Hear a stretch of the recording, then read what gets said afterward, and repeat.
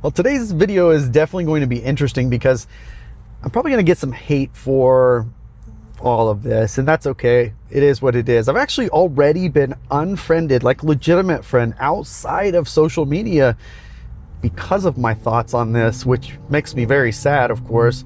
But you know, I'm having problem really deciding on the Rivian R2, and I need to figure it out. So what I decided to do, I saw there's a ton of demo appointments available today. So I thought, let's just book an appointment. Let's go for a ride together and talk this through because I need to figure this out. I'm probably a week away from my order being available, and I need to make some decisions. So with that, hopefully this is calling to a number of you, and hopefully I'm not alone in what I'm feeling, and you guys are also feeling some of this too. You can help me rationalize my thoughts. By the way, new t-shirt drop. That's right. You can get that at btg.printful.me, which is a lot of fun. Been working on a lot of really fun designs for t-shirts. Anyways, nonetheless, let's get over to the R2. Let's go for a ride together and figure this thing out. Well, we're back here in a Rivian R2, this time for the first time with the 20-inch BF Goodrich tires, and this is probably the right spec if you're ever going to have any fun with this vehicle off of the pavement. And for $1,000, it's actually a really good deal in my opinion.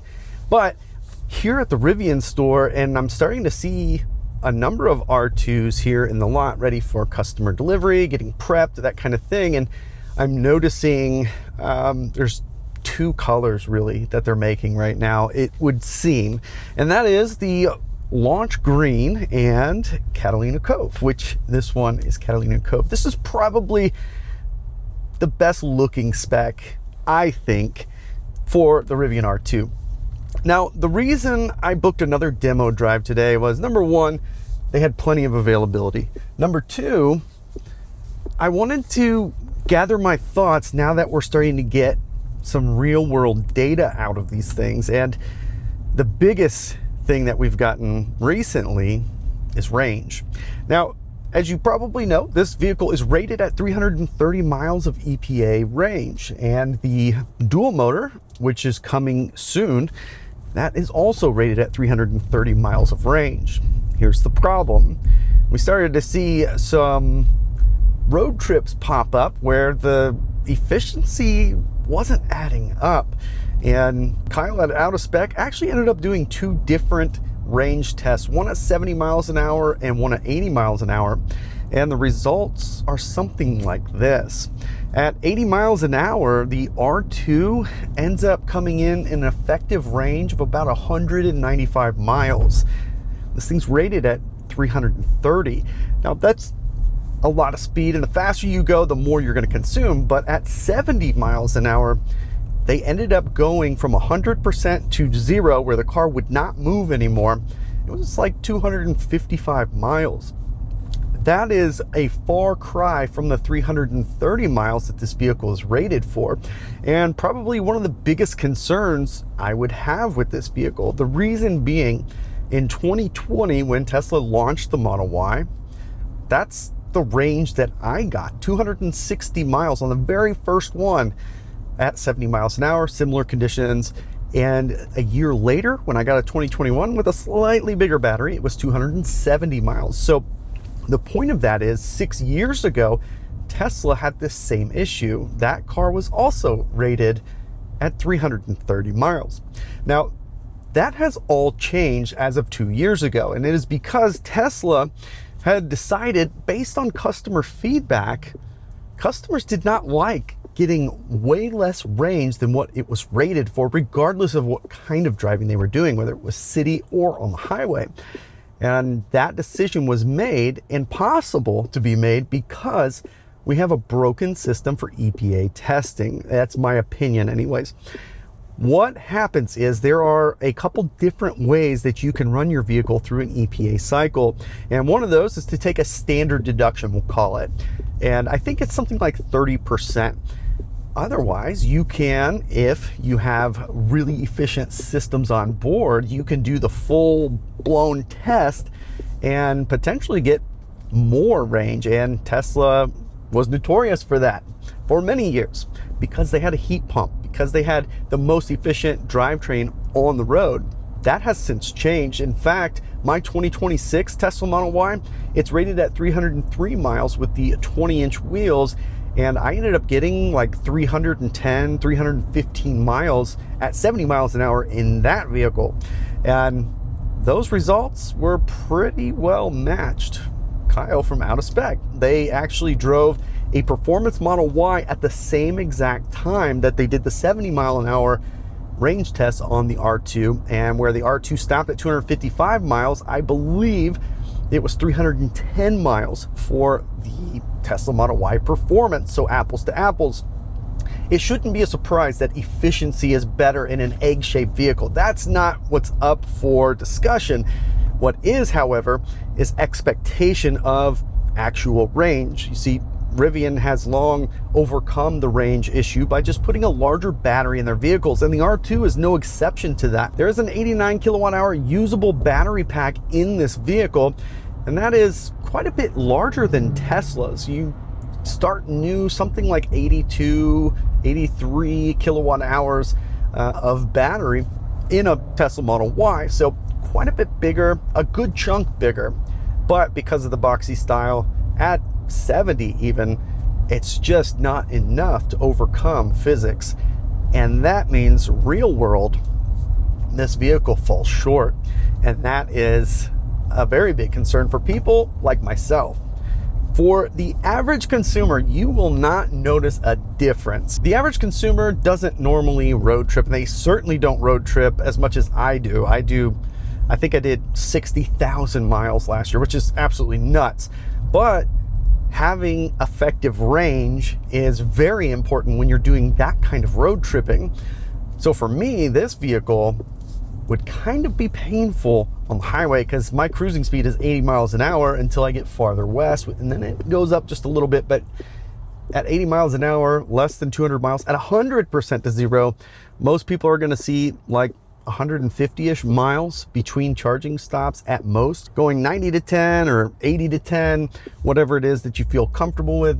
But it's going to be closer to 100 than it is going to be close to 300, and that is a big difference for road trips. Now, I'm shocked about this, but it would seem that what Rivian has done is opted for the bigger number EPA cycles. So they wanted on paper to be as much of a vehicle for range as the Model Y. That is the direct competitor, whether it's right, wrong, or indifferent. That is, these two vehicles are cross-shopped, period, end of story. They're both small SUVs. One of them is more sport utility, lifted a little bit, a lot more ground clearance. The other one's lower to the ground, more sporty, but they are both in the same class, and both of those vehicles will and do compete with each other. The issue here is that Rivian is trying everything that they can do to, on paper, meet and or exceed what the Tesla Model Y is.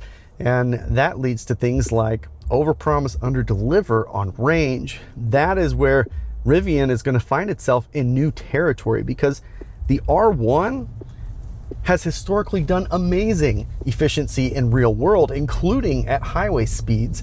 In fact, I did a 70 mile an hour test on an R1 early on when it launched, and I exceeded the EPA rating at 70 miles an hour. I don't recall what that exact number was, but it was significant.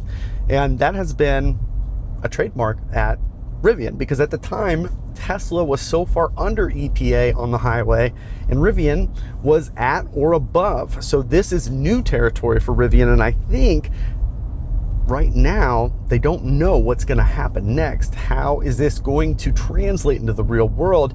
And I would say they're probably banking on enough customers not noticing for it to even matter. And that will be the case for 80+% of buyers who aren't going on long road trips. As long as you're not going 1,000 miles, you're really not going to notice, because your daily driving is going to be well within the limits of this battery pack. And when you're doing city driving at that, you're way more efficient. On the next point, we have Autonomy Plus, which is Rivian's full self-driving, if you will. It's their autonomy system on board here, and I had a chance to get a first look at what they've done behind the scenes on unreleased software that is to compete with Tesla's full self-driving. And to be honest with you, for a first public look, I was quite impressed, because over the course of 2 years, they were able to achieve what I would say was FSD version 11. That is pretty awesome, actually. That is incredible progress, and that's likely to continue to accelerate as development moves on, and Rivian is well equipped to be able to address this problem with a real solution, because they have the team on board capable of doing that.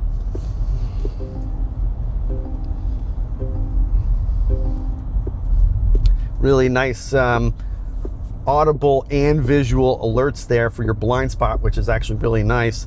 The thing is, there's so much to like about this car, and it makes it frustrating because the biggest drawback is a big one, and that range is gonna be kind of painful. For me, I'm having a hard time with it, because as much as I do road trip, and as much as I definitely want to take this thing all over the country, I'm just having a hard time getting my head around 100 less miles real world than my Model Y on these road trips. That is huge. Coming in 75 miles under EPA real world, that is not a small difference there. And at the same time, Rivian has done nothing but mention how this is able to achieve the efficiency or the range, the numbers of the Model Y, and that's simply just not the case in real world driving. We're gonna see more tests like this come out, and so far everything has validated the same story. This is where I have my dilemma. I think at minimum, I'm going to forego on the launch series. I think that's pretty much a given. The launch series is actually a pretty decent deal. However, you get the performance motors, you get a better suspension, you get everything, including autonomy plus, including a tow package, all for $58,000. Now, coming shortly is the dual motor, which is $54,000. So $4,000 less, and you're gonna actually spend more to equip that version with the same equipment that comes standard on this. So it actually is a bit of a discount for getting everything included, but there's really no way to know for sure what is the range gonna look like in the dual motor. I suspect it's gonna be exactly the same, almost no difference. And that's pretty obvious given the EPA numbers that have already been shared. Now, it does have different wheels available, which might add to some of that efficiency, but that's yet to be seen, and we don't know for sure what that's going to look like. Now, as we walk back to the car, I actually was able to park right next to an R2 in Catalina Cove, of course, and I believe from here it looks like BF Goodrich, which is great. This is a beautiful spec, but right next to my Model Y Juniper long-range all-wheel drive, just to give you a side-by-side comparison here, don't let the hood fool you. It looks like, wow, that is way taller, and it is taller, but look at the roof line. It's not that much taller, and your ground clearance is up, so the interior height is very similar, at least at the peak. Now, the egg shape does limit how much of the roof line in the Y on the inside is at that height, but so a really good side by side. We've got more of that square opening here, and then whoop, we've got that aerodynamic egg shape here towards the back. Kind of another look here. I'll try to lower this so I can give you an idea. One of the things I really like about how they were able to accomplish the boxy look and feel of the R2 is they still have a bit of a concave, and I don't know if you'll be able to see it through here or not, but there is a notch. So the roof stays all the way up as far back as possible before it has a small dip to accommodate the drop in the back, which is very important for range. Back ends are nearly lined up perfectly. So let's go to the front, and you can see the length difference. Nearly identical. I mean, these cars are just, they're so similar in size, footprint. It's just a difference of boxy, rugged, off-roadish, and sporty slash lower to the ground, more pavement princess, if you will. This thing, full self-driving. This thing, autonomy plus. This thing has the range benefit. Technically, this one has more storage, and a lot of that is this back area, but also the front is massive in this. So storage spaces are very good and practical in this. I think if this is your first EV, you're gonna really love how this works without having a gas tank and what that space is, and not having an engine, what that space is useful for. These things are awesome, but you know, we're not talking a whole lot of difference in size here. So now we're back in the Tesla, of course, and we need to get back home. And this is one of the things that a lot of people are not going to consider anything but a Tesla because of what it's doing right now.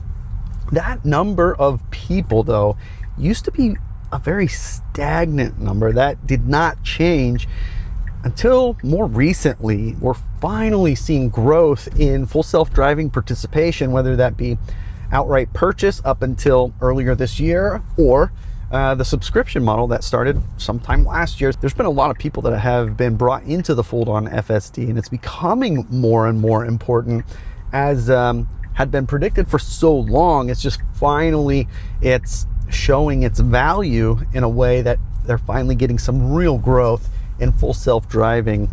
And yeah, my wife, she normally drives this daily, and her FSD usage is 99%. Now, I ruined that because we had to get a camera replaced, and it wouldn't function on full self-driving for, I think it was maybe a week before the appointment. So I drove like, I don't know, 40, 50 miles manually, and that took it to 98%. So she was very upset with me for that.